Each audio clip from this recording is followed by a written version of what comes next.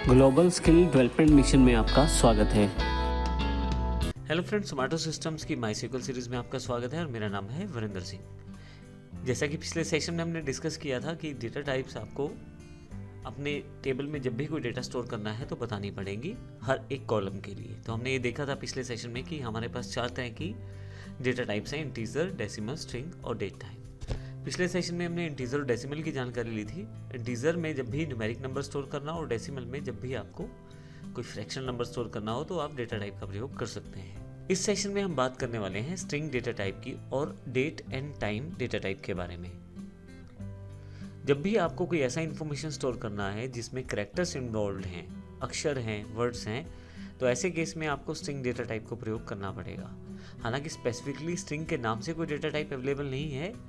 असल में आपको इसके लिए कैरेक्टर CHAR, जिसमें ब्रैकेट के बीच में आपको लेंथ डिफाइन करना है, या varchar, जिसमें आपको ब्रैकेट के बीच में लेंथ डिफाइन करना है कितने कैरेक्टर आप स्टोर करना चाहते हैं। कैरेक्टर और varchar में एक छोटा सा फ़र्क है। कैरेक्टर में जब आप डेटा स्टोर करते हैं तो जितने स्पेसेस आप पहले से डिफाइन करेंगे वो सब ऑक्यूपाइड कर लिए जाएंगे, लेकिन जब आप varchar का प्रयोग करेंगे तो जितने आप स्पेसेस डिफाइन करेंगे अगर वो पूरे नहीं भी भरते तो केवल उतना ही स्पेस प्रयोग किया जाएगा जितना आपका डेटा है। अब इसका अर्थ ये हुआ कि मान लीजिए आपने 10 कैरेक्टर का स्पेस डिफाइन किया कैरेक्टर डेटा टाइप के साथ, लेकिन आपको केवल अजय ही स्टोर करना है, AJAY। इसमें 4 अक्षर तो कैरेक्टर डेटा टाइप में स्टोर किए जाएंगे और बाकी 6 अक्षरों की जगह स्पेसिस को डिफाइन किया जाएगा और 10 के 10 स्पेसिस को प्रयोग किया जाएगा कैरेक्टर डेटा टाइप के द्वारा। जबकि varchar में ऐसा नहीं है।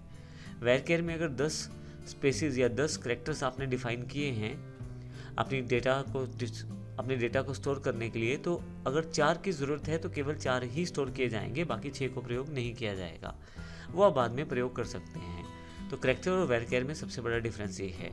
इसके अलावा ब्लॉब और टेक्स्ट, टाइनी ब्लॉब और टाइनी टेक्स्ट, अगर आपके पास कुछ बड़े ऑब्जेक्ट्स हैं तो आप उसके लिए इनका प्रयोग कर सकते हैं। ब्लॉब में मुख्यतः आप बाइनरी ऑब्जेक्ट को स्टोर करने वाले हैं और टाइनी ब्लॉब टाइनी टेक्स्ट में थोड़े से बड़े डेटा के साथ, मीडियम टेक्स्ट में उससे बड़ा डेटा, और लॉन्ग ब्लॉब या लॉन्ग टेक्स्ट में सबसे ज़्यादा डेटा को आप स्टोर कर सकते हैं। एनम डेटा टाइप एक यूज़र डिफाइंड डेटा टाइप है जिसमें आप अपनी स्पेसिफिक वैल्यूज़ को पहले से दे सकते हैं और उसी लिस्ट में से ही आपको वैल्यू देनी होती है। हम देखेंगे इसको भी प्रैक्टिकल सेशन में, लेकिन सबसे ज़्यादा जो प्रयोग होने वाला है आपके पास इस पूरी सीरीज़ में, अभी हमारे एग्जाम्पल्स में कैरेक्टर और varchar का प्रयोग हम करने वाले हैं। इसी के साथ हम डेट और टाइम को स्टोर करने के लिए अलग से डेट टाइम डेटा टाइप का प्रयोग करते हैं माईसीक्वल में। अगर आपको केवल डेट स्टोर करना है तो उस केस में आप डेट डेटा टाइप का प्रयोग करें, जिसमें फॉर्मेट कुछ इस तरह से रहता है: YYY -MM-DD। अब इसका अर्थ ये होगा कि पहले आपको साल की जानकारी देनी है, फिर मंथ की और फिर डेट की।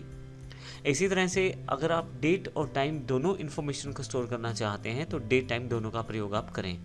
इस केस में आपके पास YYY, MM-DD, HM और SS इस फॉर्मेट में डेटा स्टोर किया जाता है, जिसमें सबसे पहले ईयर, फिर मंथ, फिर डेट, उसके पश्चात टाइम के इन्फॉर्मेशन को स्टोर किया जाता है, जैसे आवर, मिनट्स और सेकंड्स। इसके अलावा यदि आप ये चाहते हैं कि आप अपनी जब भी कोई ट्रांजैक्शन करें, जब भी कोई एंट्री करें या मॉडिफाई करें कुछ भी अपने टेबल में, उसका टाइम भी स्टोर कर लिया जाए ऑटोमेटिकली, तो इसके लिए आप टाइम स्टैम्प डेटा टाइप का प्रयोग कर सकते हैं। टाइम स्टैम्प डेटा टाइप एक बड़ी इंपॉर्टेंट डेटा टाइप है।